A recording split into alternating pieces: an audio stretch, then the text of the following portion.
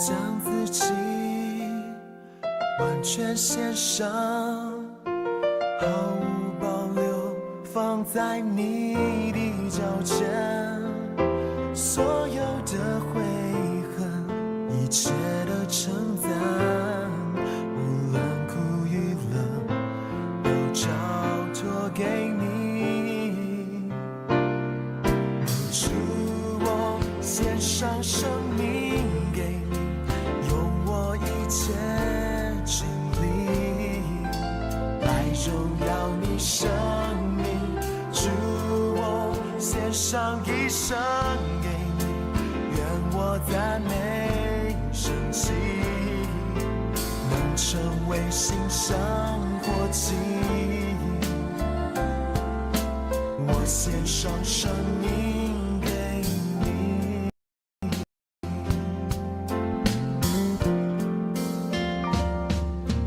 过去的事，将来的事，还有那没有实现的梦想，我所有希望，我所有计划，全人和全心都交托给你。哦，主，我献上生命给你，用我一切精力来荣耀你生命。主，我献上一生给你，愿我赞美神迹，能成为馨香火祭。我献上生命给你。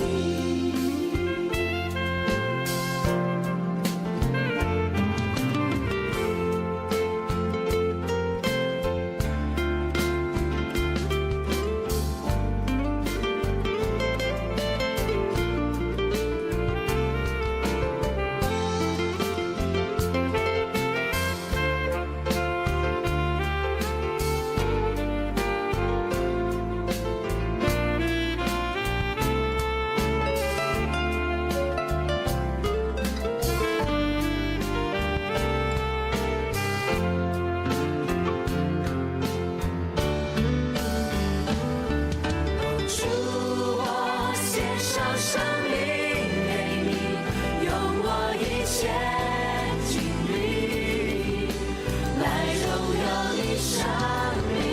主，我献上一生给你，愿我赞美神迹，能成为馨香火祭。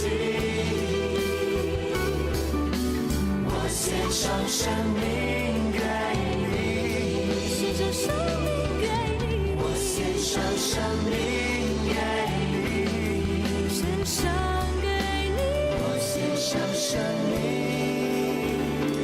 给你。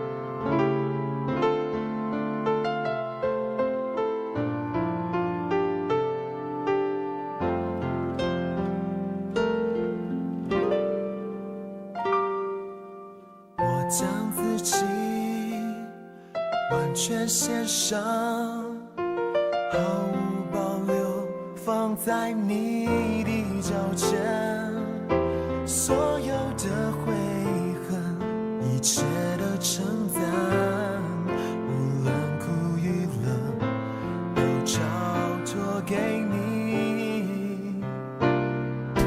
主，我献上生命给你，用我一切精力来荣耀你生命。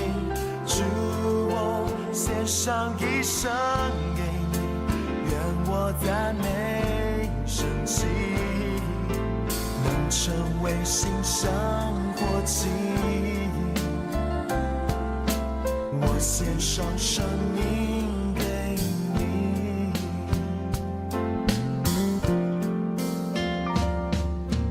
过去的事，将来的事，还有那没有实现的梦想，我所有希望，我所有计划，全人和全心都交托给你。哦，主，我献上生命给你，用我一切精力来荣耀你生命。主，我献上一生给你，愿我赞美神奇，能成为馨香火气。我献上生命给你。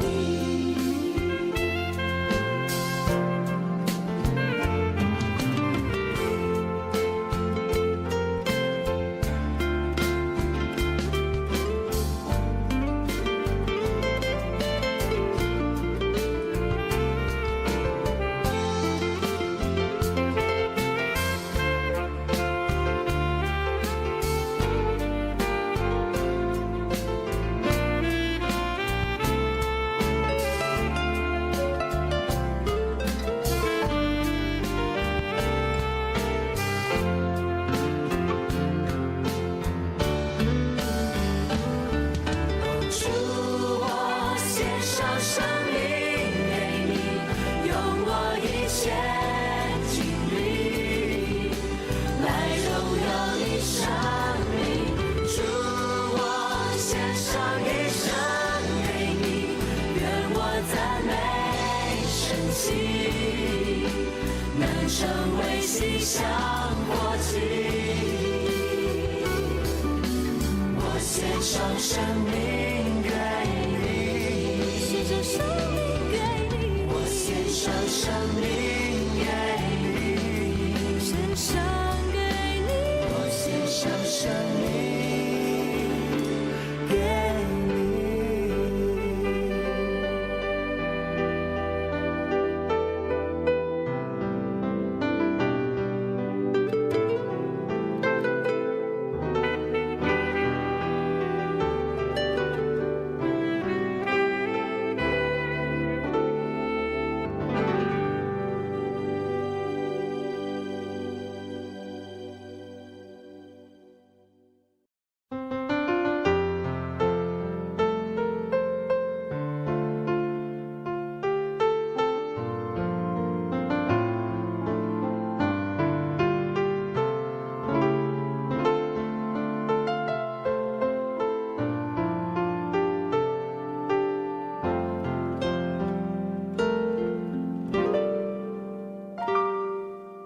我将自己完全献上，毫无保留放在你的脚前。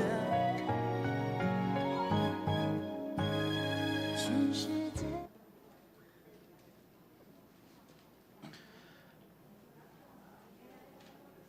因为上帝拯救全人类，他的恩典已经显明出来了。各位弟兄姐妹平安，平安。让我们从座位上起立，一起来赞美我们的神，因为他的恩典已经显明出来了。阿们吗？阿们。那我们要来赞美他，让我们全心全意来赞美他。我们一起拍手来赞美他。全心感谢，全心赞美，进入你的园。全心颂赞，献上为祭，是最纯的果子。在你里面一无挂虑，喜乐满溢。常常感谢，不住祷告，盼望在于你。我要全心赞美，跳舞颂扬你名。在你殿中，一日胜过在在世上千日，我要全心赞美，赞美还要赞美不停。一人捧你欢呼声永不息。让我们再一次大声的全心感谢，全心赞美。全心感谢，全心赞美，进入你的园。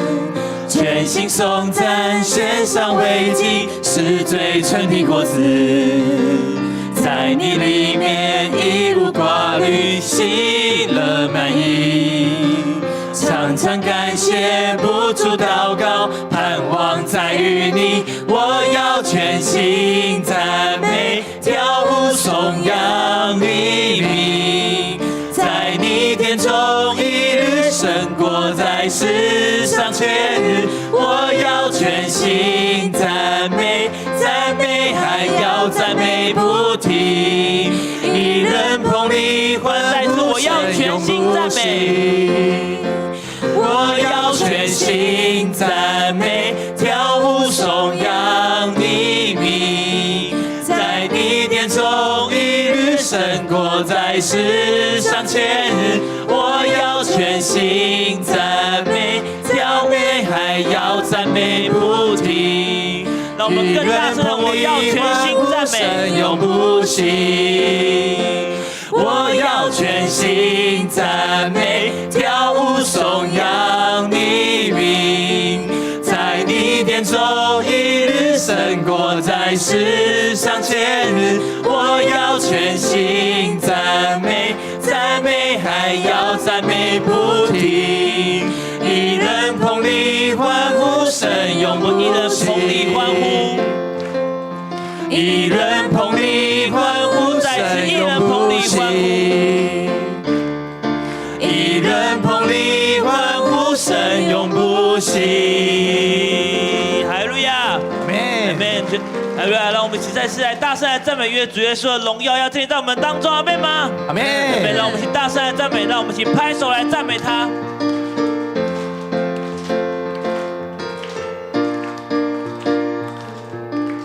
哈利路亚，哈利路亚，这里有荣耀。哈利路亚，哈利路亚，这里有医治永留。哈利路亚，哈利路亚，这里有光明自由。敬拜神，一路中水涌流，永活的主你在这里。宣告这是起初的幕后的。你是起初的幕后的，昔在今在永在的主。全心敬拜你，大声欢呼，羔羊被高举。公义的日头如光照耀，万国赞叹你的荣美。圣洁公义主明亮真心，昔在今在永在的君王。赞美主耶稣的荣耀。哈利路亚，哈利路亚，这里有荣耀。哈利路亚，哈利路亚，这里有医治永留。哈利路亚，哈利路亚，这里有光明自由。敬拜神，一路中水涌流，永活的主你在这里。你是起初的，幕后的，昔在今在永在的主。全心敬拜你，大声欢呼，羔羊被高举。公义的日头如光照耀，万国赞叹你的荣美。圣洁公义主明亮真心，昔在今在永在的君王。你是起初的，幕后的，昔在今在永在的主。全心敬拜你，大声欢呼，羔羊被高举。公义的日头如光照耀，万国赞叹你的荣美。世界公义主明亮真心，昔在今在永在的君，昔在今在永在的君王，昔在今在永在的君王。还有，让我们用最大的掌声将荣耀归齐昔在、今在、永在的君王。哈利路亚！让我们再一次最大的掌声，将荣耀归给他。哈利路亚！各位弟兄姐妹，请坐。亲爱的神主耶稣，感谢你这样的用你的经节、用你的话语来教导我们。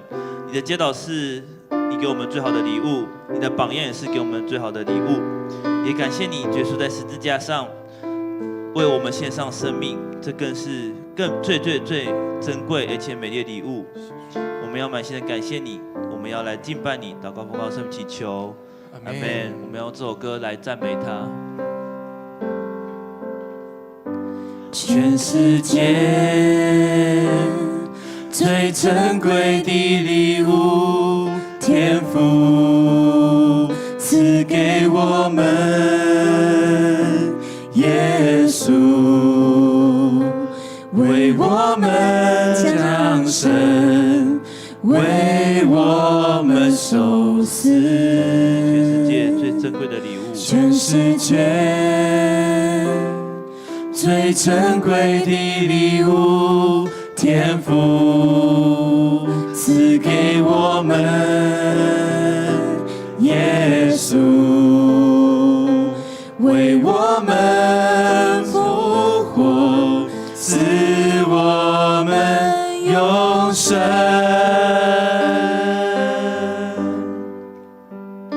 这一份爱的礼物，从天父来的礼物，何等的宝贵，何等的奇妙恩典，为了你，也为了我，这一份爱的礼物，从天父来的礼物，让我们珍惜，让我们与人分享，将这爱传给每一个人。让我们再一次，这是全世界最珍贵的礼物。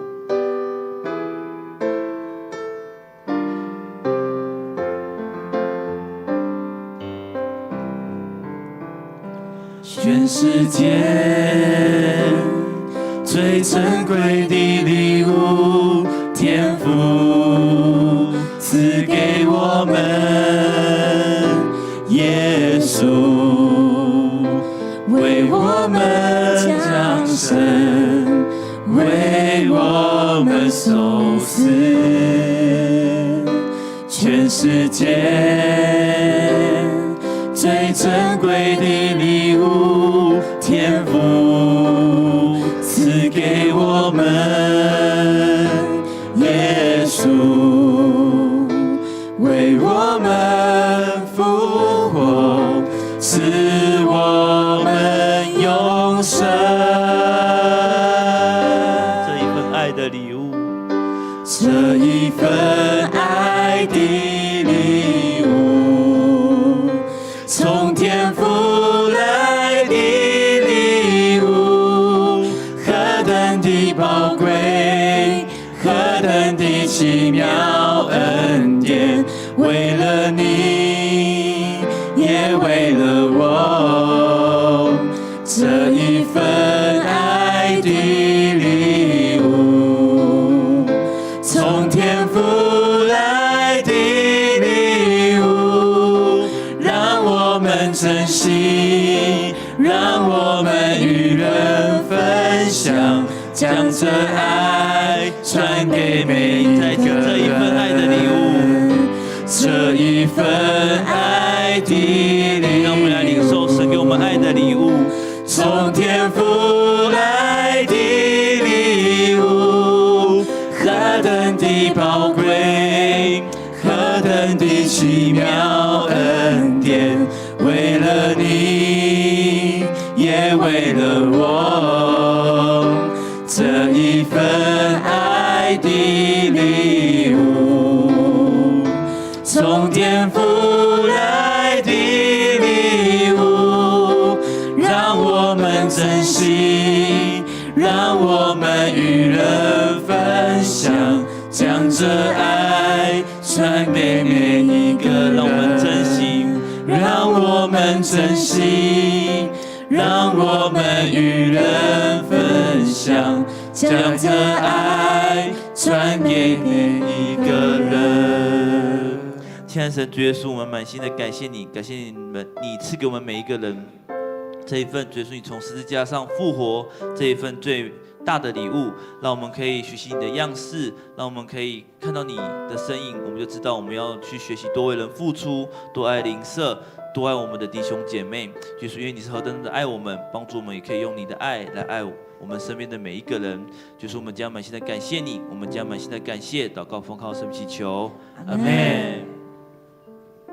我们这时候要来举行圣餐，然后欢迎每一位已经接受洗礼、坚信礼的弟兄姐妹来领受神的神为我们所预备的灵命的粮食。而如果你还没有接受洗礼、还没有接受坚信礼的弟兄姐妹，请你用祷告的心来领受。在主耶稣被卖的那一夜，他有拿起饼来说：“这是我的身体，为你们舍的，你们应当如此行，为的是纪念他。”那么这时候一起用祷告来领受神所给我们的祝福。亲爱的天父上帝，我们感谢你，今天早上主日聚集我们来到你的面前，并且让我们有这样的福分，能够借着主你所为我们预备的圣餐，能够来亲近你，将你的身体和你的宝血能够成为我们灵命的营养还有帮助。也求你祝福我们每一位弟兄姐妹，透过今天的圣餐当中有主圣灵的运行，求你也特别圣化圣别在你面前的这些的饼和杯，使我们能够领受成为身体的益处。我们这样祷告祈求，奉主耶稣的名求，阿们。耶稣说：“这是我的身体，为你们舍的，你们应当如此行，为的是纪念我。”饭后，耶稣也照样拿起杯来说：“这个饼就是用我的身体所立的新约，你们每逢喝的时候，应当要如此行，为的是纪念我。”这时我们请长老来分饼和杯，欢迎每一位已经接受洗礼的弟兄姐妹，能够来到主的面前来领受圣餐。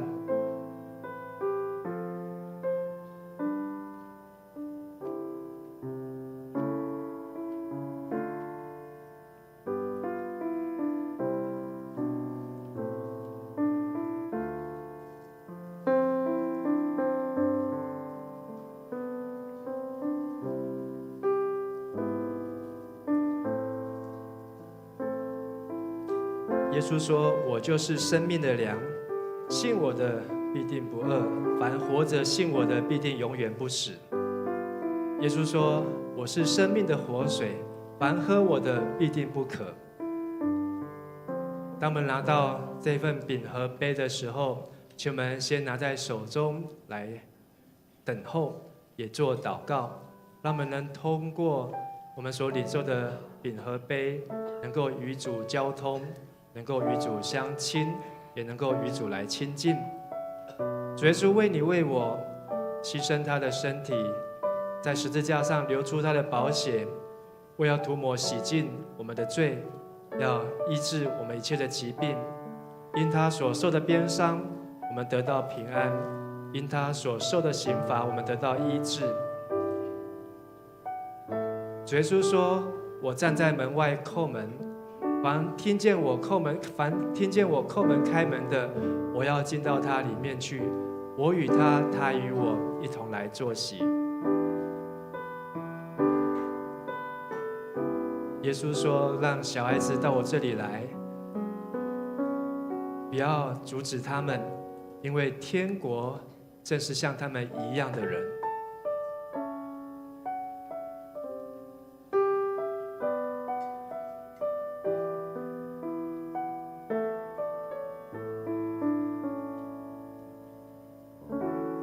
耶稣道成肉身来到世上，我要救人的灵魂脱离一切的罪恶，要救人的性命，要使人得生命，并且要使人得更丰盛的生命。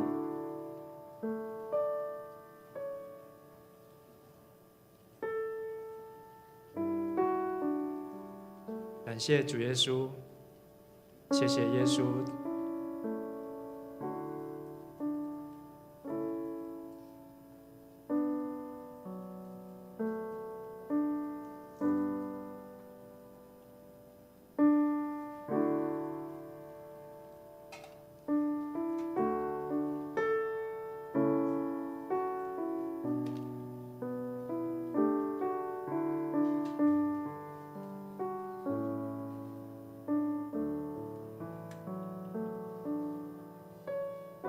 耶稣说：“这是我的身体，为你们舍的，你们应当如此行，为的是纪念我。”这个杯就是用我的血所立的新约，你们喝的时候应当如此行，为的是纪念我。你们每逢吃这个饼、喝这个杯，是表明主的死，只等到他再来。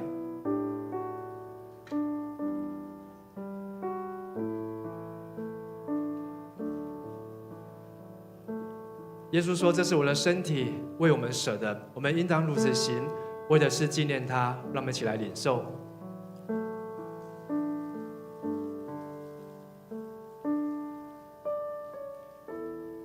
这个杯就是用我的血所立的新约，你们每逢喝的时候，应当要如此行，为的是纪念主耶稣。让我们一起来享用。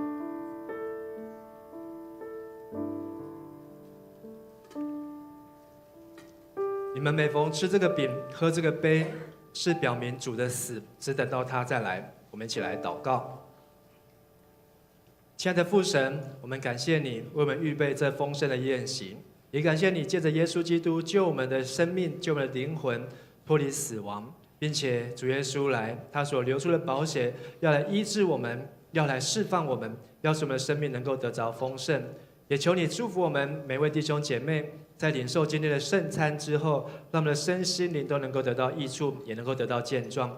也祝福在我们当中还未领受圣餐的弟兄姐妹，也求你开启他们的心窍，使他们能够明白主的话和主的道，让他们能够真正用信心来领受，能够成为上帝所祝福的儿女。我们在你的面前再次献上我们的感谢，这样祷告祈求祝福，都是奉靠主耶稣基督的圣名，阿们。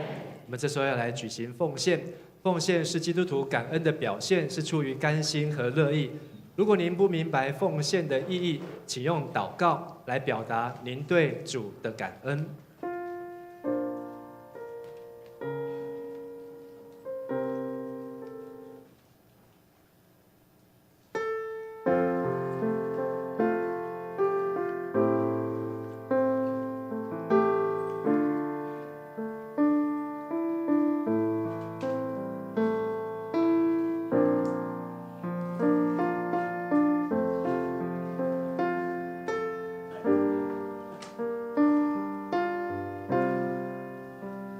献上感恩的心，归给慈神全能神，因他赐下独生子主耶稣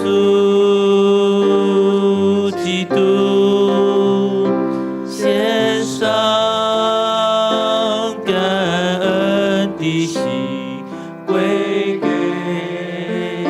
至神全能神，因他赐下独生子主耶稣基督，如今软弱这一个刚强，贫穷这一层付出，都因为主已成就了大事。如今软弱这一的刚强，贫穷这一层付出，都因为主已成就了大事，感恩，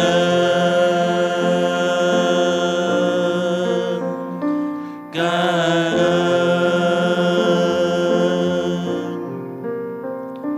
感恩。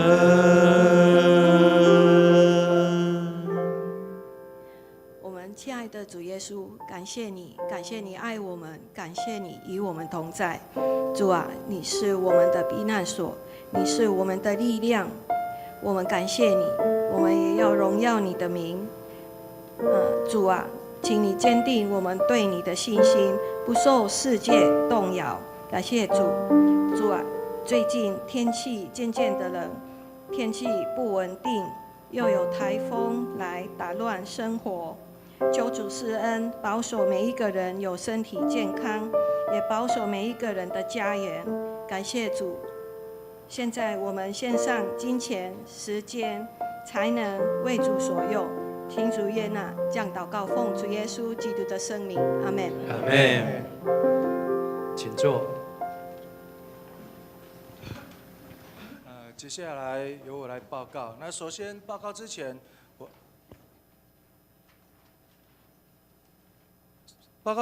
我们先来读今天的金句。记载在提多书2章第15节。来，我们一起来读。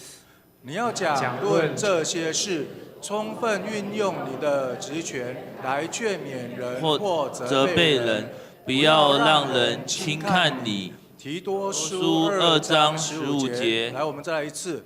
你要讲论这些事，充分运用你的职权来劝勉人或责备人，不要让人轻看你。提多书2章15节。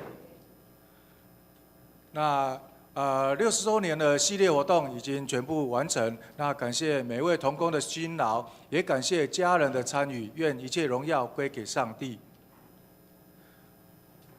我们来看一段影片。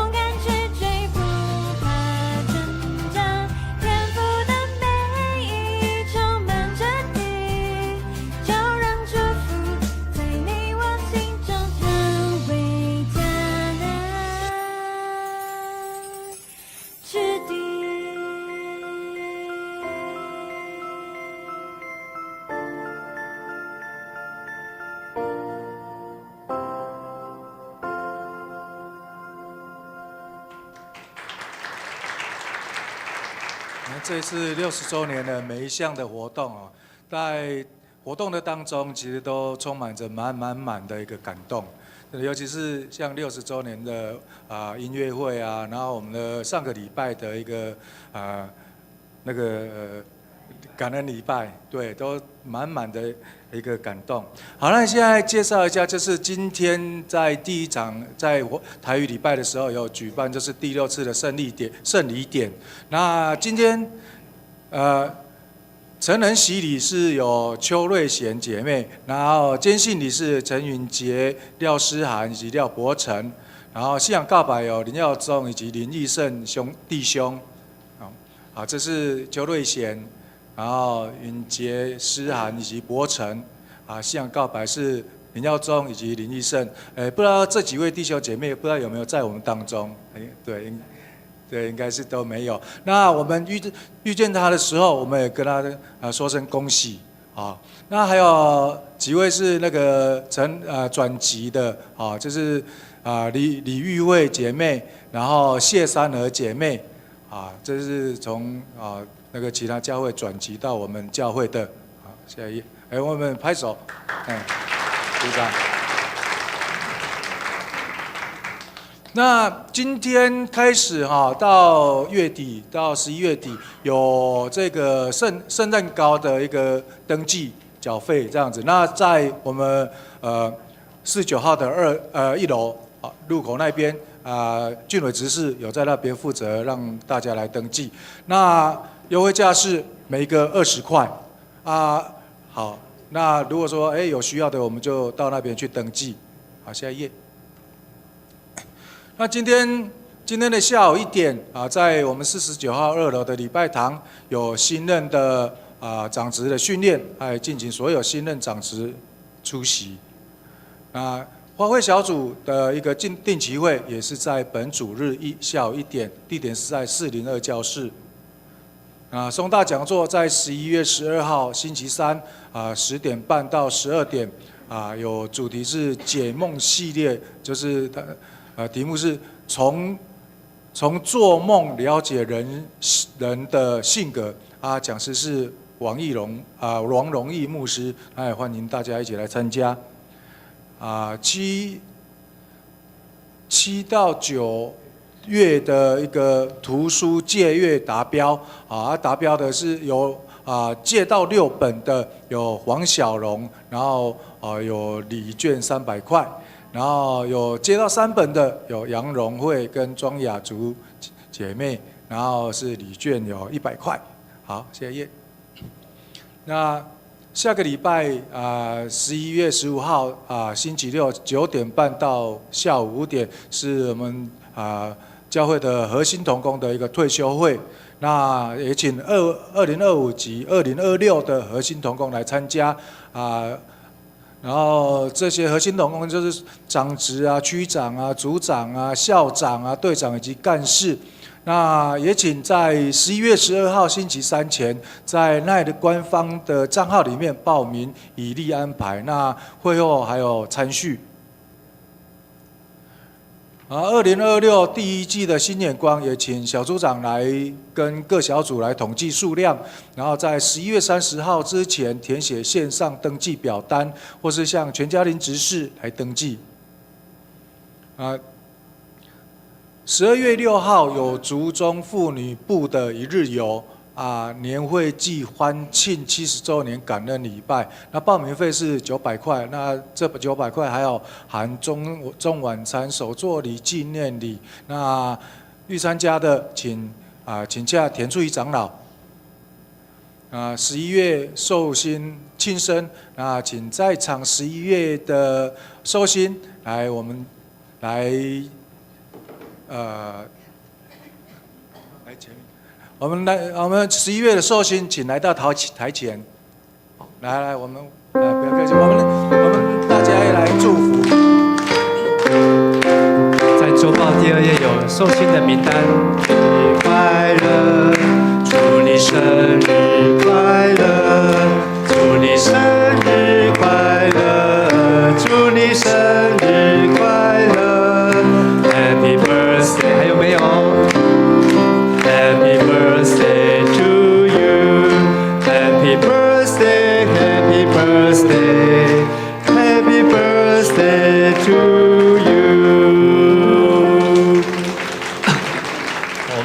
周报的第2页，教会有62位的弟兄姐妹在11月份过生日。好，那我们中间有3位的代表，好，让我们一起来邀请大家举起我们的手，好，来为11月的生日寿星们为他们来祝福祷告。亲爱的阿爸父神，我们感谢赞美主，赐福在我们今天在场以及在我们名单上面每一位在这个月份生日的弟兄和姐妹，求主的爱、主的灵充满在他们的身上，让他们出也蒙福，入也蒙福，让他们所到之处都有上帝的同在。也求你兼顾他们手中所做的工，他们手中所做的工，求主你亲自来兼顾。主啊，求你用你的不变的爱来爱他们，让他们知道主你对他们的爱是永不更改，也让他们每天活在主的爱中，让他们能够散播欢乐、散播爱，能够成为神所祝福忠心的儿女。我们在你面前献上我们的感谢、祷告、祈求、祝福，都是奉靠主耶稣基督的名求，阿们。这次拍手来恭喜祝福，生日快乐，生日快乐，请回座。那接下来介绍来宾，请问一下，今天有没有第一次来到我们教会的弟兄姐妹？我来介绍一位，好，他第一次来参加华语礼拜的，叫做林路人弟兄啊，好，坐在我们的中间，好，林弟兄。那他现在是102岁，好，再次掌声来鼓励鼓励。感谢主。好，现在我们来攻读圣经。记载在提多书第2章1到13节，来，我来读。至于你的教导必须合乎健全的教义，你要劝老人，要他们严肃，有好品格，管束自己，要有健全的信心、爱心和耐心。你也要劝年老的妇女，要行为谨慎，不可搬弄是非，不做酒的奴隶，要做好的榜样。圣导年轻妇女，训练她们怎样爱丈夫和儿女，怎样管束自己，要贞洁，勤于家务，慈善，顺服丈夫，免得上帝的道受毁谤。同样，你也要劝年轻人，要他们管束自己。你自己呢，无论在什么事上都要有好行为，做别人的模范。教导时要诚恳严肃，言语要恰当，让人家没有批评的余地。这样，那些敌对的人因为找不到我们的错处，就会觉得惭愧，无话可说。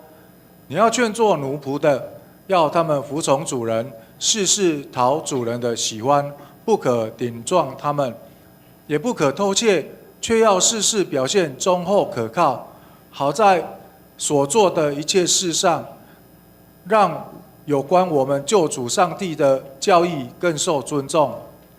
因为上帝拯救全人类的恩典已经显明出来了，这恩典训练我们弃绝不敬虔的行为和属世的私欲，在世上过着自治、正直、敬虔的生活，等待我们所盼望那蒙安的日子来临。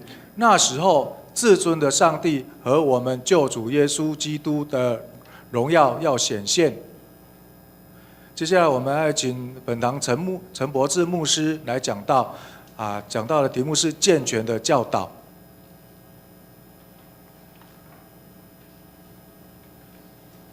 各位弟兄姐妹，大家平安。很高兴江南教会庆祝60周年。好，那在这60周年的系列活动当中，好，也看见上帝在江南教会的恩典。所以这是从我们教会设立的第1年、第10年、第20年、第30年、第40年、第50年，好，以及我们上个礼拜五庆祝60周年的音乐会，还有上个礼拜天庆祝60周年的感恩礼拜。好，所以我们看见上帝给江南恩典，江南教会的恩典是越来越多，还越来越少？越来越多。好，因为我们看见真的是结出满满的子粒。好，有这么多的弟兄姐妹，好，一起来庆祝，好，一起来欢庆。好，上礼拜因为早上下雨，好，否则可能上礼拜参加的人，好，可能还会更多。好，但是我们也感谢主，让我们能够有好的天气，好，在礼拜周过后，我们就能够来展开这个运动和园游会。好，江南教会好设立了60年，好，这60年来，好，上帝的恩典好像这个从刚开始的时候，或许他们刚开始的人不晓得前途如何，好，但是他们越看到有个十字架在前面，他们就要往那个十字架来前进。所以我们虽然不晓得迦南教会在70年的时候，庆祝70年照片会长什么样子，但是我也希望大家在70年的时候都能够一起来庆祝，好不好？好，跟你旁边说，迦南70周年，我们要一起来庆祝。迦南70周年，我们要一起来庆祝。但是我们只要向着前面的光，就是那个十字架来奔跑。所以在我们过去这个到今天，好，我们读到明天的加拉太书，让我们知道我们在基督里面，我们能够得到自由。也因着加拉太书，好，在宗教改革的时候，让马丁路德在黑暗中看见一道光，因信称义就能够成为上帝的儿女。同样，因着上帝的十字架，让我们知道我们还做罪人的时候，上帝就已经将这样的恩典白白的赏赐给我们，让我们能够白白被称为义。所以这是上帝的恩典，上帝的祝福，也愿上帝继续让我们在教会当中都能够领受他的恩典，也能够来分享这份的福音和好消息。我们再次来祷告。亲爱的父神，我们向你献上感谢，带领迦南教会在这60多年当中所走过的路径，也特别让我们能够在过去的这1年当中，透过各样的活动来缅怀，也来创新，也来继续来追寻上帝你所要带领我们前面脚前的道路。也求主来继续使用我们这一代的教会的每一位弟兄和姐妹，不论我们年纪如何，不论我们体力如何，不论我们的智慧如何，都求主使用我们，让我们能够成为上帝所拣选中的器皿。我们这样子祷告祈求，奉靠主耶稣基督的名求，阿们。提多书好11卷，保罗差派他的同工提多的一些书信，而提多是保罗派他去到了克里特岛。而克里特岛这个地方呢，好，在保罗的年代前600年，就有这样的诗人叫做艾比米尼德斯，他写了一个诗，好，说克里特人老是怎样，是害人的，然后好吃。你想不想跟这样的人做朋友？要不要跟这样的人传福音？要。但是如果你去那个岛上的人，整个岛的人都是这样的话，你要不要去？要。哇，太好了，很有信心。那我要请问你去的时候，你要怎么样来改变这个岛上的人，把福音带给他们呢？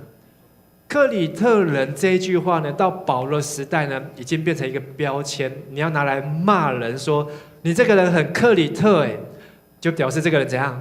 很爱说谎，好，然后又是专门在危害社会的不良分子，而且又是那种好吃懒做、不法之徒。所以说，你这个人很克里特。但是保罗呢，他却差派他的同工提多，在几年当中，好，就让他在这克里特的岛上去转换，让一群又饿又懒的人把福音带到这个岛上，让克里特岛的人改变。根据历史的调查，克里特人就是加斐托人的祖先。加斐托是谁呢？加斐托人好，在主前的3000年，他们就已经搭着船去到了迦南地，就是后来迦南地当中的非利士人。所以，如果我们读了旧约圣经，好，知道这些非利士人他们怎么样成为上帝子民的这些仇敌，你就可以知道非利士人的祖先有一部分就是从加斐托岛上来的。而加斐托人又是从哪里来的？好，据传呢，可能是从埃及去的。好，埃及去的，所以他们在这岛上无法无天，没有人可以管得动他们，所以他们也把他们的习性在这岛上好展现得淋漓尽致。而保罗他所差派的同工，好像那个大卫要去面对非利士人，他只有一个弹弓5颗石头，他有什么样的办法，有什么样的本领，能够来转换这个岛上的人民呢？让这个恶魔岛能够成为美丽岛呢？克里特岛在地中海，有去过弟兄姐妹请举手。好，都没有去过，我也很想去。好，因为今天它是地中海一个观光的著名的景点，属于希腊的一个岛屿。在这岛上，你可以看到希腊的建筑，可以享受在那边美好的气候，还可以享受阳光，还可以享受在那边基督教人文的气息，以及在那当地人民的热情。今天你去到克里特是一个观光景点，可是2000年前没有人想要去，因为那岛上他们已经几百年来都是野兽，又饿又懒，没有人敢去。但是保罗却差派他的同工提多去。提多怎么转化一个恶魔岛变成一个美丽岛？今天的提多书啊，牧师，我们从礼拜2开始会来读提多书，好，但是牧师提早在这边跟大家分享，有4件事情是保罗差派提多能够来转化这个岛的关键的原因。第一个事情就是在各城设立长老，我们一起来读第1章第5节。我把你留在克里特，目的是要你处理那些还没有办完的事务，并且在各城市设立长老。如果你想要去改变各城，好，你可能想要第一个就是在各城设立什么警察，还有呢设立什么法官，然后在各个城怎么样开监狱，把这些不乖的、不听话的，通通怎样就关起来，好，然后鞭刑，好，然后让他们听话。可是呢，保罗好，他的感动，他领受异象是在各城设立什么长老。所以长老是保罗的一个法宝，就是让提多他能够在各城让这些信徒当中推出长老。上个礼拜5的音乐会当中，我们有介绍迦南教会在60年当中设立的几位长老，57位的长老。今天我们的周报第3页，好，也有这些长老的名单，放这些名单在上面呢，好，就是让我们来回顾回想。这些的长老，他们到底在迦南教会的这个60年一甲子的当中，他们扮演了什么样子的角色？而在长老教会的法规制度当中，不是只有长老是长老，连牧师也是长老。牧师叫做教导教诲的长老，所以是教诲的长老。而长老们呢，叫做治理的长老，所以是治理的长老。Teaching elders 跟 ruling elders 就是负责教导圣经的，好，是牧者的工作，他也是长老。而治理好和牧师一起治理教会的，好，就是长老的工作，好，他要把教会治理好。所以这些长老有没有让迦南教会一个迦南的教会变作迦南教会呢？有没有治理得很好？好，有啊！我们要来给这些长老们，包括牧师们，再次给他们拍掌。好，感谢他们在这一甲子60年来，好，或许在迦南教会，好，有很多的艰难，有很多不信的人，好，特别是早期这些反对基督教、信基督教、西安瓦。没人靠，好，基督教就是假教、立教、背教，好，然后嘛，基督教你若信耶稣，我就把你赶出去，你就卖想要分走散，好，你就卖想要分好这个处体，好，以前的基督徒是受这样的逼迫，但是呢，这一群基督徒，好，他们勇敢的在教会，好，甚至后来成为执事，成为长老，好，成为这个牧师，非常坚强的后盾的同工啊。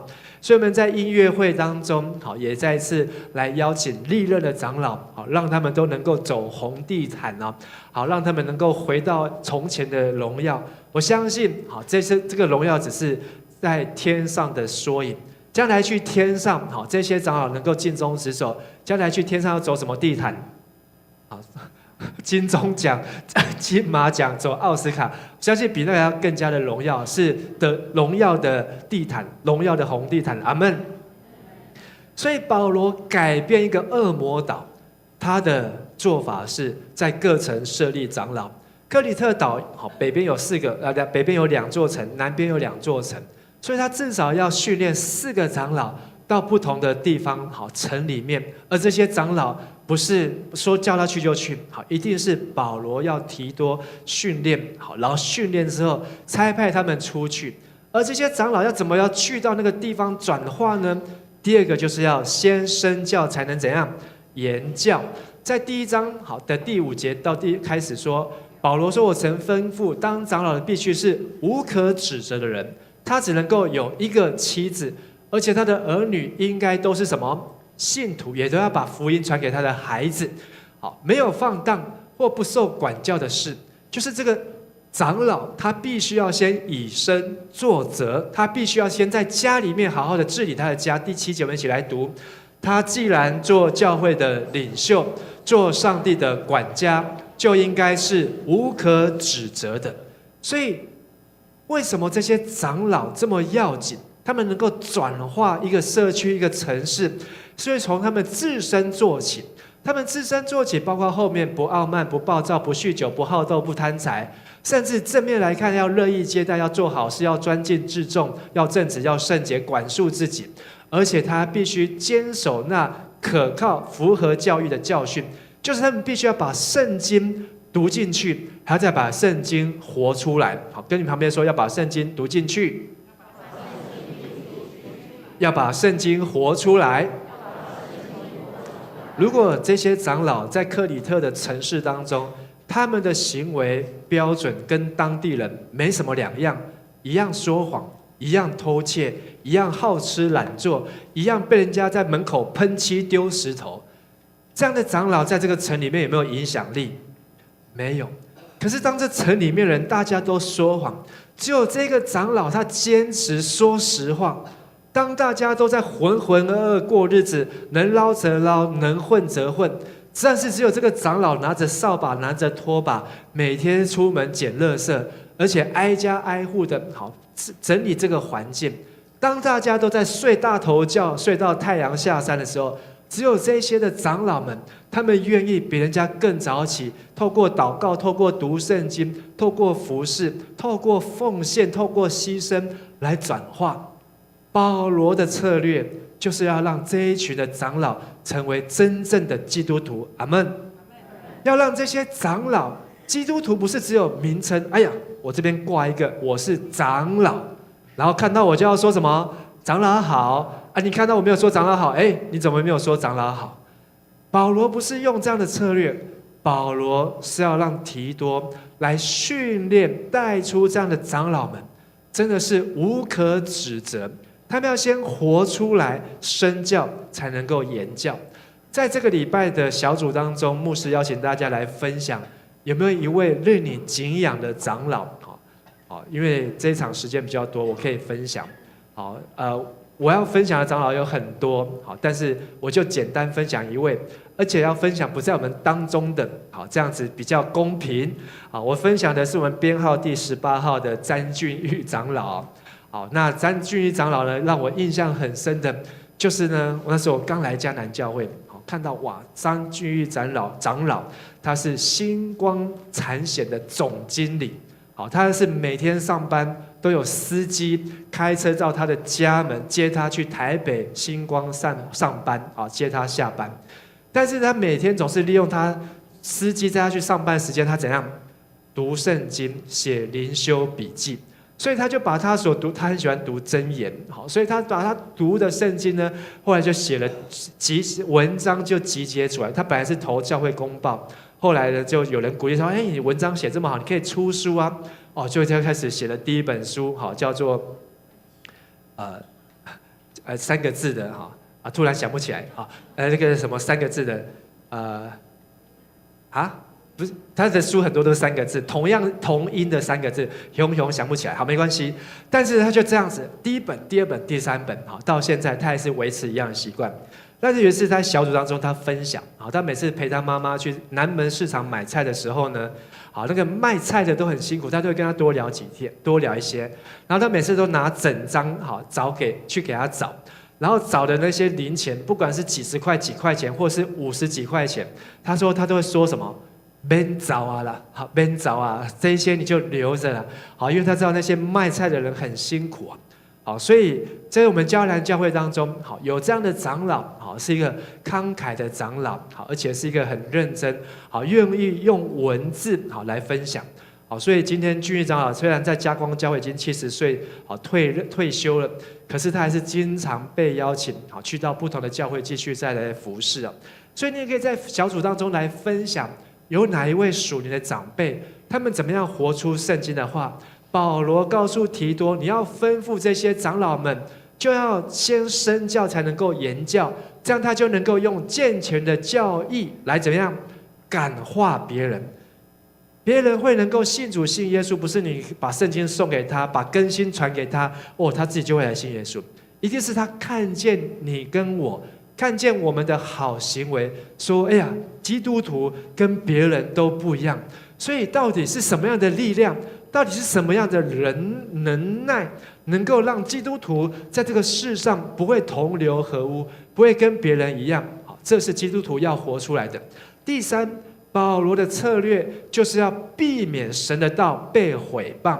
第二章第1节，保罗告诉提多说：“至于你的教导必须合乎健全的教义，你要劝老年人要那么严肃，有好品格，管束自己，有健全的信心、爱心和耐心。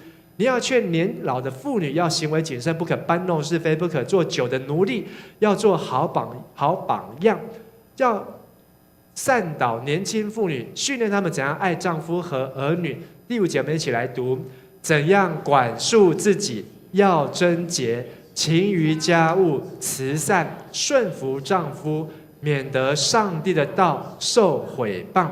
意思就是说，不论在教会当中的每一个会友的家中，男女老幼，不论年长者年幼的，都要在信仰上面都要有看得见的行为，都要有好行为。如果万一他们的行为有玷污、有差错，上帝的道就怎样受什么毁谤？什么是上帝的道呢？就是圣经。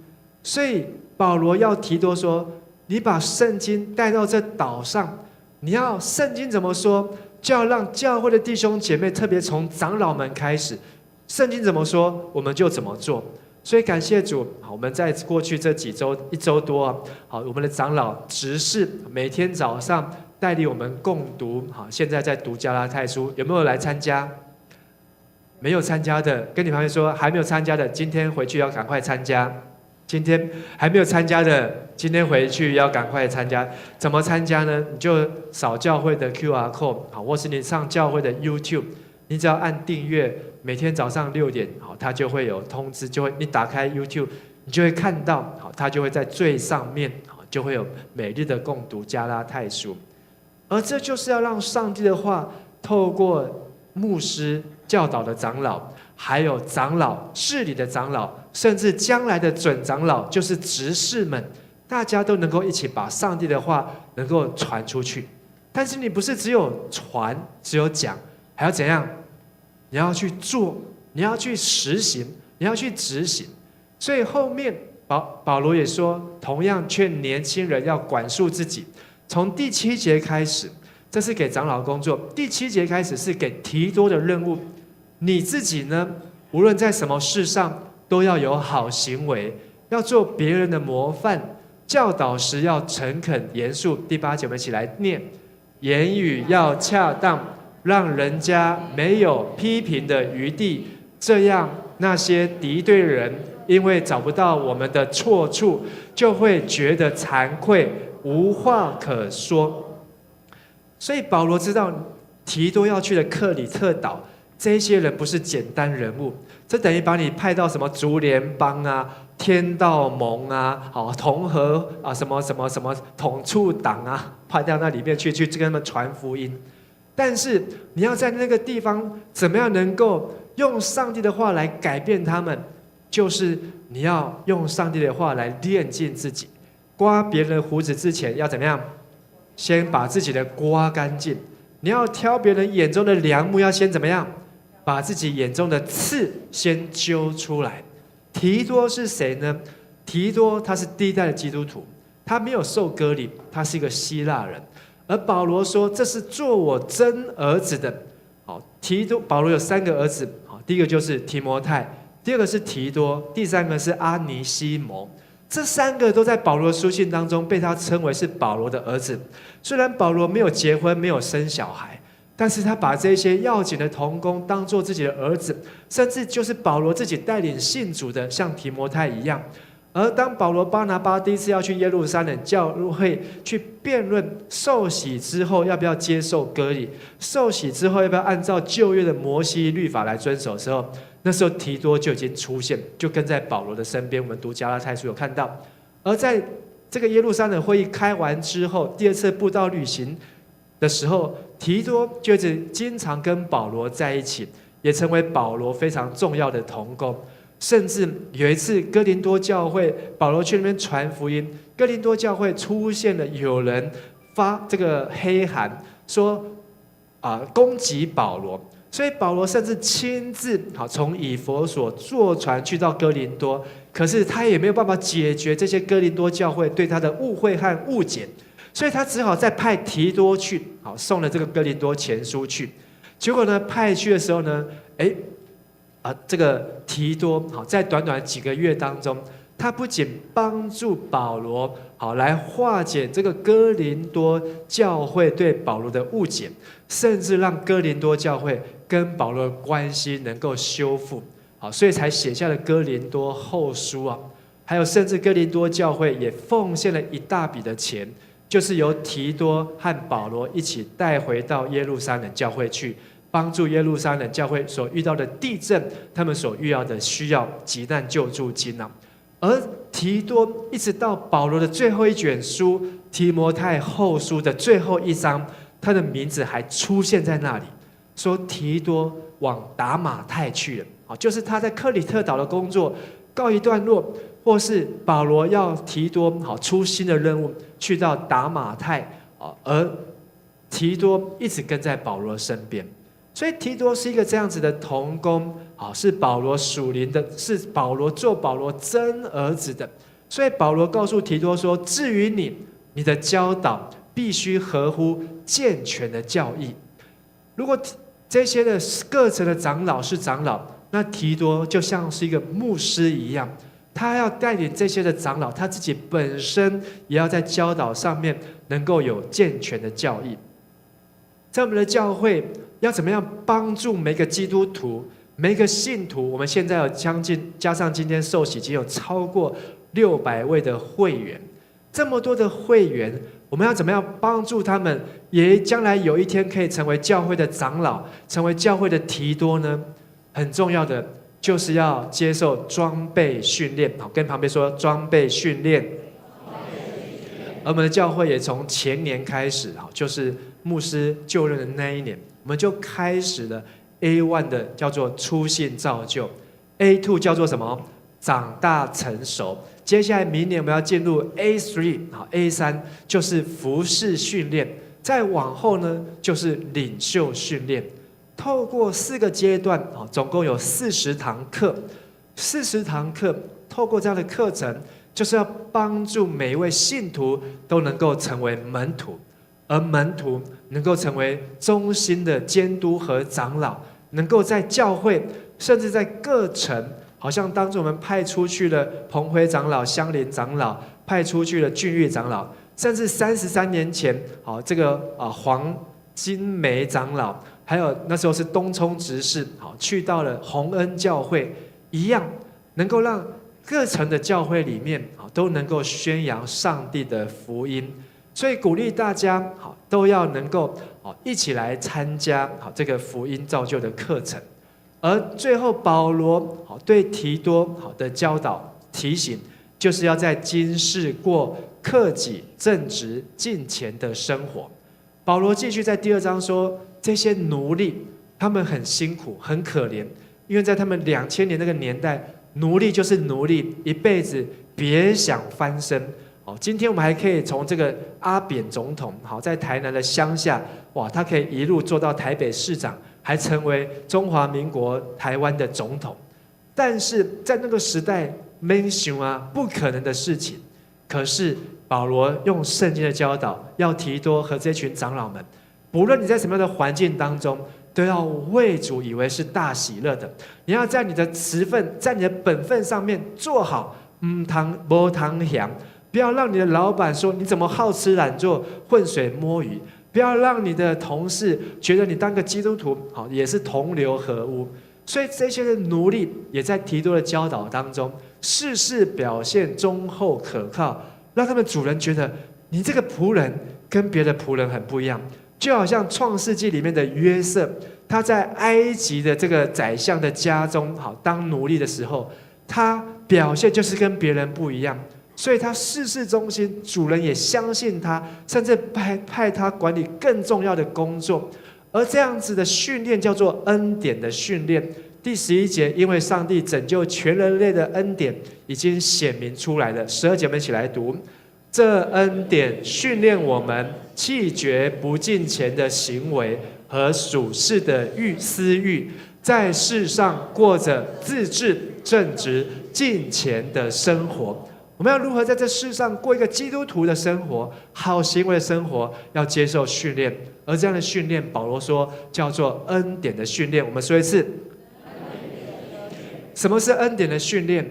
就是刚才牧师说的，我们要从不信的变成相信的，要从信徒要变成门徒，要从门徒要成为上帝忠心的好管家。因为这恩典的训练，让我们能够弃绝这些对不对的事情、不敬虔的行为、属世的私欲。好，所以这是我们昨天 A2 好第2期 A2 的结业。好，有这些弟兄姐妹一起来参与。好，够不够？不够。好，我们要怎么样？更多的来参与。好，所以明年A2 要开课的时候，请大家要把握机会，把握时间。好，明年3月要开课的时候，把握时间来报名。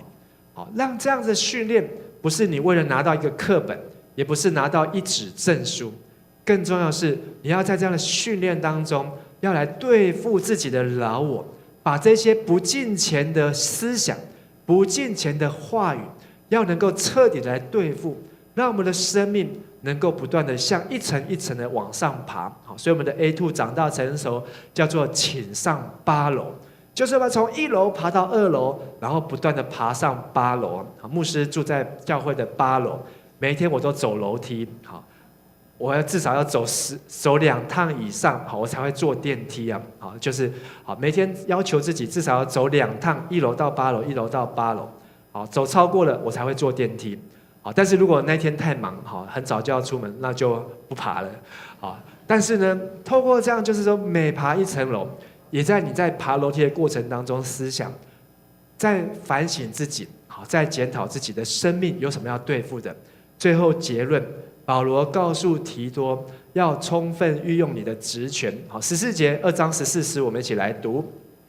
基督为我们献上自己，救赎我们脱离一切的邪恶，使我们成为他纯洁的子民，归属于他，热心行善。你要讲论这些事，充分运用你的职权来劝勉人或责备人，不要让人轻看你。提多是保罗年轻的儿子，保罗那时候大概50几岁，提多可能不到30岁，或是跟提摩太只有20岁更年轻。但是提多显然是比提摩太老练能干，提多可能只有在30岁左右。但是保罗告诉提多说，虽然你很年轻，你30岁要去克里特恶魔岛上，这岛上又恶又懒，恶名昭彰。你要怎么样去转化？你要训练这些长老，这些长老好叫做长老，年纪可能也比你大。这些长老他们可能是犹太人，是犹太教的基督徒，他们可能比你资深，比你更认识上帝。但是你要充分运用你的职权，在这个地方，当他们有不对的地方，你不要怎样睁一只眼闭一只眼。当他们有应该要责备的时候，你应该怎么样？你要敢说出来。如果你不说，这个岛上就没有救了，因为长老还是继续在罪恶当中。这个提多这个年轻的牧者，他如果不说，在这个岛上，可能他会影响到世世代代，影响到更长远。在我们上个礼拜，我们的这个感恩礼拜跟运动园游会，好，让我非常意外的，非常意外的，我以为这些民意代表他们只会送花啦、送贺卡来。好，就没有想到礼拜5晚上，好，这个市长好派他的专员全程参与。然后礼拜天呢，好，我们的议员好，知道他是谁吗？啊，他有来，所以就要广告一下。好，黄议员呢，好，他虽然没有来啊，他是礼拜的时候来，好啊，但是我没有看到他。好，在园游会运动会的时候，好，他有来跟我们打招呼啊，好来啊，并且也跟牧师也邀嘉光教会的传道，好跟他认识。好，说有什么以后有什么议员可以多关心嘉南教会跟嘉光教会啊。好，甚至呢后来立委也来了，知道他是谁吗？好，万美玲，好，是我们桃园好的这个立委啊。好，他也来到场。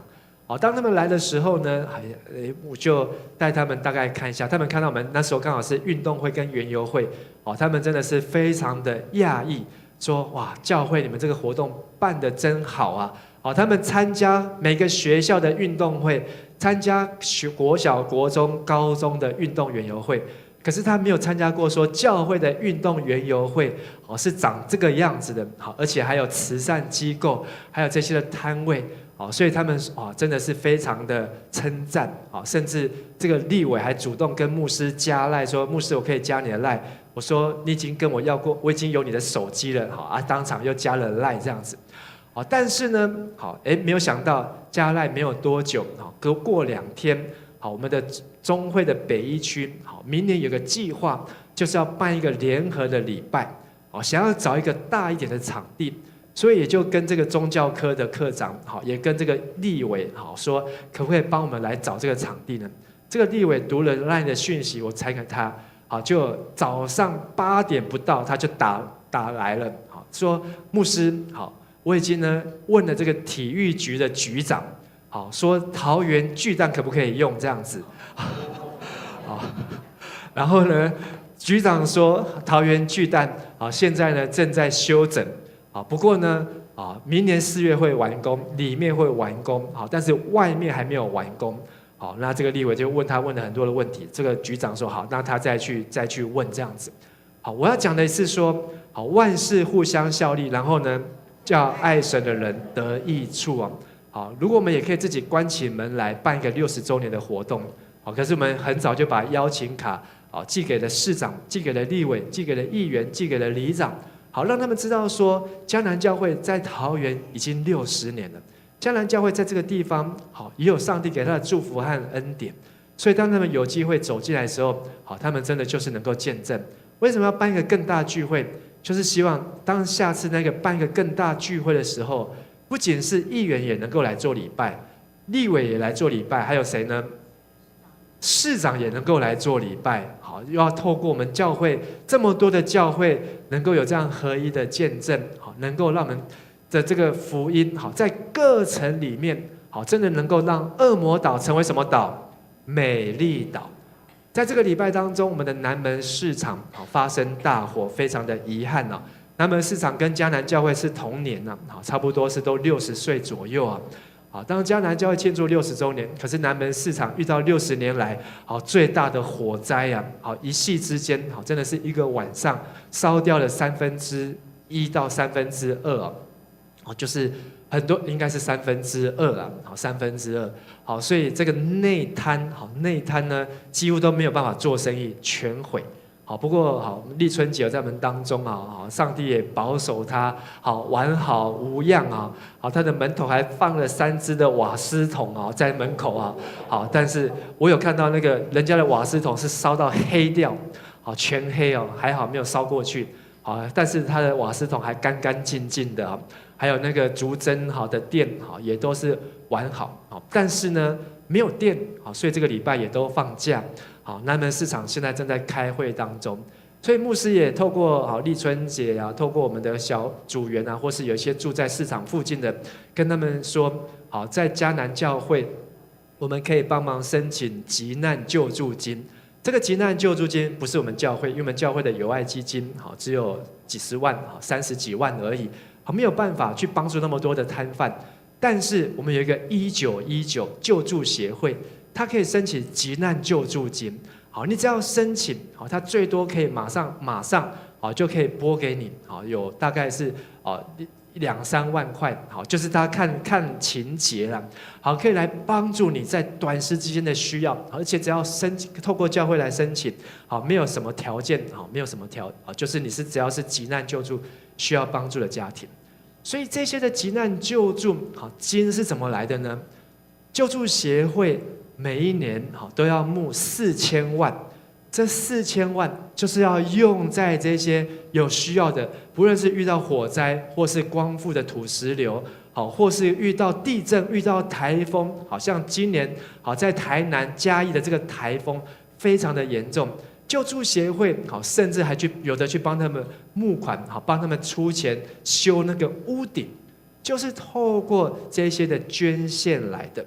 牧师今年好是第3次要来参加救助协会的这个募款活动，好，牧师也要在这边，好，牧师有在小会里面报告，好，要在这边邀请大家能够好一起好来为这个救助协会的募款，好每一个人好能够捐献1000块钱呢，用这小小的1000块。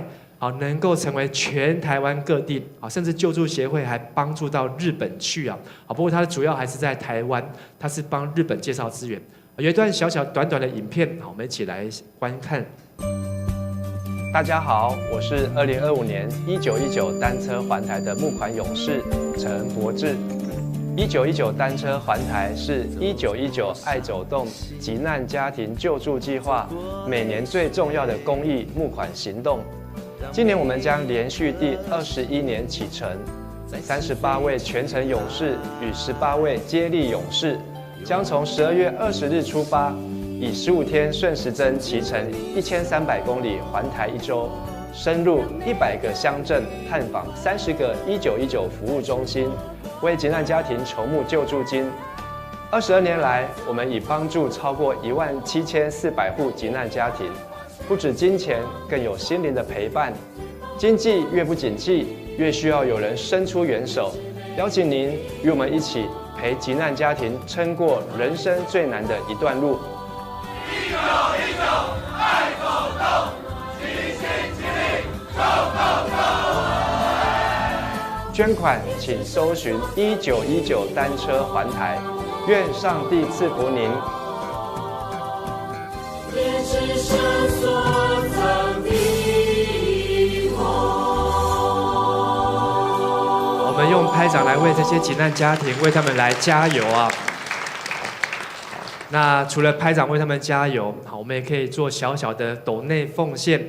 好，所以牧师好要募10万块钱，好，就是找100个人，好一个人能够捐献1000块，这样就有10万块。好，但是他1年好总共要4000万，所以透过骑脚踏车环台，好大概可以募到400万，但是还有3000多万，好是救助协会每一年好都要想办法好去做的这些的慈善和募款啊。好，昨天我们透过立春节，透过教会同工，好有2位南门市场的老板娘都有来教会申请1919。好，那牧师也有跟他们面谈，好，在谈的当中，好发现这些在市场里面做生意的，好，他们真的有说不出的无奈。一个已经开业10几年，一个开了20几年了，甚至他的这个爸爸妈妈也就是在市场里面卖东西啊。好，可是呢，好他们在这一次的火灾当中，好他们非常的无奈，非常的无助，好因为这个自治会啦、市公所啊，要的东西都已经变成灰烬了，好他们要去怎么样去找，好他们现在也很头痛，而且他们现在也没有办法做生意，就算做生意，好他们可能还要换地方，或是要再继续等下去。好，这段时间，哇，他们真的是不知道怎么办，因为几10年来，他们都只会卖东西、卖衣服、做生意，现在要开始找一个新的工作，对他们来讲，真的是一个挑战啊！啊，也盼望透过这样子的救助，好，急难救助的一种工作，还有急难救助的这些的捐献，好，能够让更多的人能够得到帮助。保罗告诉提多说：“你要所做的一切，好，要符合健全的教导。”健全的教导就是你必须要从身教到言教，你必须要看重每一位长老，让信徒成为门徒，让门徒成为执事，让执事成为长老，让他们能够在各层里面去抵挡这一些的邪恶的谎言，这些又恶又懒的行为，免得上帝道被毁谤。好，能够在各层里面在今世当中过克己、正直和敬虔的生活，而最重要的，不要忘记你的职权。不论你现在是小组长，不论你现在是同工区长，不论现在是什么样的身份，这个职责、这个职权，不是你自己要来的，也不是别人叫你做的，是谁给你的？是神所给你的。这个职权、这个呼召，是上帝所给你的。当你为这个工作流泪、难过、走不下去、撑不下去的时候，你可以思想主耶稣。耶稣也可以说：“啊，我在十字架上好痛苦啊！我可不可以先下来20分钟？等一下我再上去十字架？”当耶稣被人家弃绝，被他的门徒出卖，甚至没有人认他的时候，耶稣可不可以说：“父啊，让我死一死吧！我做的工都没有人来跟，我几乎这3年半的传的福音，通通都白费了。”但是耶稣他的祷告说：“父啊，如果可以把这个杯挪去，但是不要照我的意思，乃是照你的意思。”耶稣把自己当作最珍贵的礼物，用他的生命走完最后1里路，在十字架上成就了唯一的救赎，让今天的你、今天的我能够得到主耶稣所赐给我们的新的生命。我们能够做的，就是把神的话读进去、活出来，让上帝的话语能够在各城里面来为主发光，能够来影响这个世代的人。让我们一起从座位上站立起来，我们用这首诗歌来回应、来敬拜，感谢爱我们的主耶稣，因为用他的生命成为美好的祝福。过去的长老们、过去的牧师们，也是把自己的生命成为美好的礼物，祝福你，祝福我。愿你我的生命都能够成为在这个地方美丽的祝福。哈利路亚，感谢赞美主。全世界最珍贵的礼物，天父赐给我们，耶稣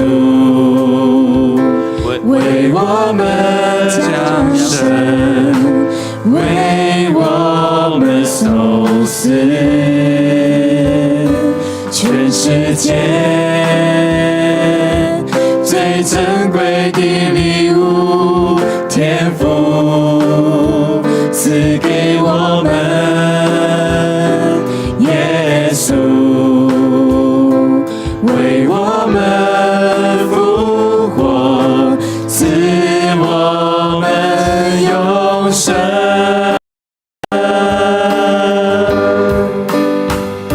这一份爱的礼物，从天父来的礼物，何等的宝贵，何等的奇妙恩典，为了你，也为了我，这一份爱的礼物，从天父来的礼物，让我们珍惜，让我们与人分享，将这爱传给每一个人。是的，主耶稣他要成我们美丽的礼物，让我们用祷告来为自己祈求，愿上帝使用我们能够成为别人的祝福，也为这个城市来祷告，让我们的教会能够成为这城里面的守望者，如同先知以西结，如同提多，如同使徒保罗，能够带来这城市美好的祝福。哈利路亚！全世界最珍贵的礼物，天父赐给我们，耶稣为我们复活，赐我们永生。让我们举起手来敬拜主。这一份爱的礼物，从天父来的礼物，从天父来的礼物，何等的宝贵，何等的奇妙恩典，为了你，也为了我，这一份爱的礼物，从天父来的礼物，让我们珍惜，让我们与人分享，将这爱传给每一个人，让我们珍惜，让我们与人分享，将这爱传给每一个人。我们一起来祷告。亲爱的天父，我们感谢你带你迦南教会走过一甲子，在60年来的路上，你兴起57位的长老。我们也恳求你兴起更多的长老，能够在迦南，能够在桃园，甚至在全台各地，或是到世界各地，都能够为主做见证，将生命的道能够读进去，活出来，用你的道来转化世界，转化社区。主啊，我们要为南门市场的大伙来祷告。南门市场是我们的邻居，在这里面有许许多多是我们一起成长的邻舍。主啊，当他们哀哭的时候，让我们能够与他们一同哀哭；当他们遇到困难的时候，让我们能够来伸出援手。坐在最微小的弟兄身上，就是坐在主耶稣的身上。求主也带领他们，能够因着急难救助的这样的计划，让他们能够来到教会，不仅来到教会，更他们能够听见主耶稣，让他们能够来认识主耶稣，成为他们这一生最美好的祝福。愿主耶稣基督的恩惠、天父上帝的慈爱、圣灵的帮助与感动，与你们众弟兄姐妹同在，使你们能够来遵守神的话，能够活出健全的教导，让你们的身教就成为最好的言教，能够成为你们家人的祝福、社区的祝福、城市的祝福、国家的祝福，从今天起直到永永远远。阿门。那么拍掌，把荣耀归给主耶稣。哈利路亚。哈利路亚。让我们再次来感谢我们的神，感谢神，他让我们能够开心的度过60周年的每一场、每一个活动，也来感谢今天我们有一个很好的礼拜，我们一起来感谢他。全心感谢，全心赞美，进入你的园，全心颂赞，献上为祭，是最纯的果子。在你里面一无挂虑，喜乐满溢，常常感谢，不住祷告，盼望在于你。我要全心赞美，跳舞颂扬你名，在地点中一日胜过在世上千日。我要全心赞美，赞美还要赞美不停，一人捧你欢呼声永不息。我要全心赞美，跳舞颂扬你名，在地点中一日胜过在世上千日。我要全心赞美，赞美还要赞美不停，一人捧你欢呼声永不息。一人捧你欢呼，一人捧你欢呼声永不息。让我们让掌声将最大荣耀献给我们的主。哈利路亚，阿门，哈利路亚，阿门。好，各位弟兄姐妹，等一下我们离开之前，也麻烦各位把我们的椅子然后收齐，然后放到旁边去。好，谢谢。那今天我们的礼拜就到这个地方，谢谢各位。